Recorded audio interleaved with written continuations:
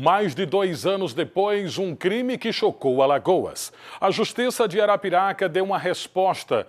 O escultor e empresário Regivaldo da Silva Santana, o Giba, foi condenado a mais de 87 anos de prisão pela morte brutal de 4 jovens. As vítimas, 2 casais que costumavam fazer limpeza na propriedade do acusado. Foram assassinados e jogados dentro de um poço. Vamos relembrar a tragédia ocorrida em 2024.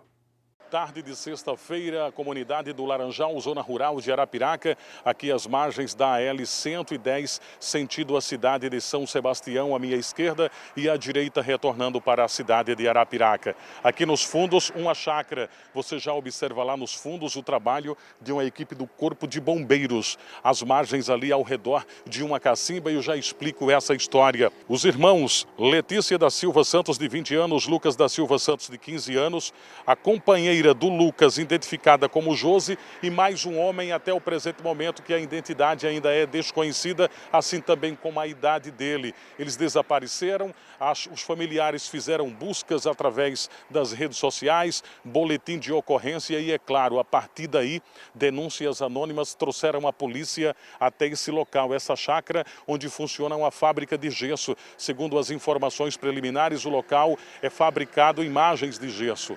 A polícia, lógico, a partir do momento em que as investigações elas se intensificaram, o proprietário deste local, um homem identificado como Giba, ele terminou confessando que matou os 4 jovens e colocou os mesmos dentro de uma cacimba. Observe lá no fundo aquela plataforma de cor amarela nas cores do Corpo de Bombeiro. Aquele local é justamente onde os corpos foram colocados.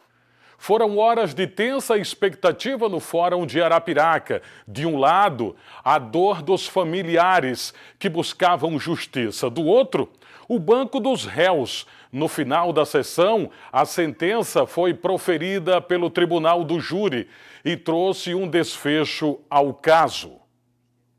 Regivaldo da Silva Santana, o Giba, foi condenado como responsável pelas execuções e pela ocultação das vítimas. Os outros 2 réus, Wesley Santana e Adriano Santos, pegaram 1 ano e 6 meses de prisão por ajudarem a ocultar os corpos. Pena que o Ministério Público já anunciou que vai recorrer por considerar brandas demais. O promotor de justiça, Ivanildo da Silva, fala da crueldade do crime e a falta de justificativa para tal ato.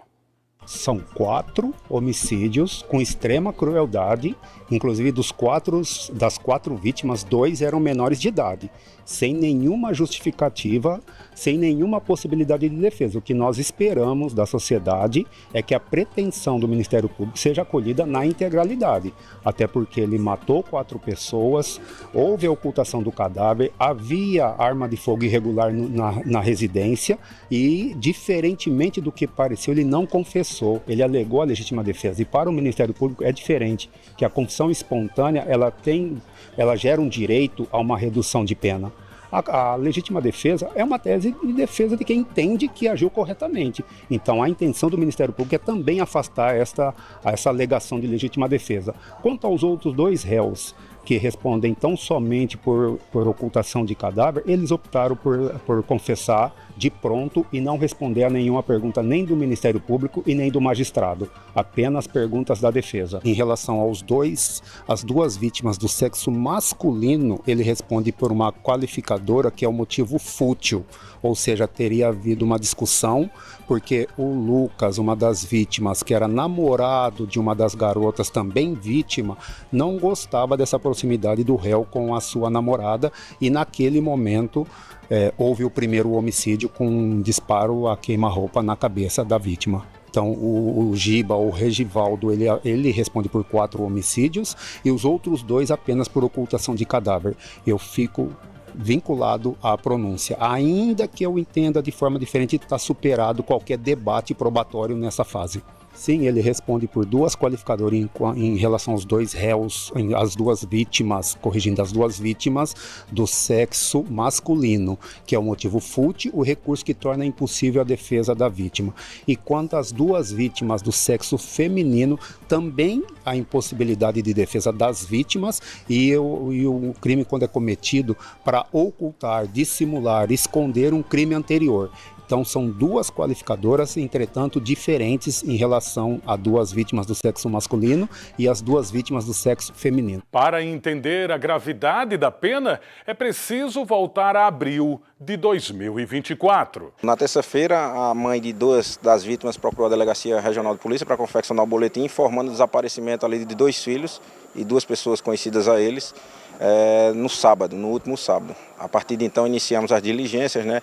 Inclusive tiveram equipes aqui policiais na localidade em busca de informações, recebemos as informações e hoje pudemos constatar o que ficou aqui verificado, né?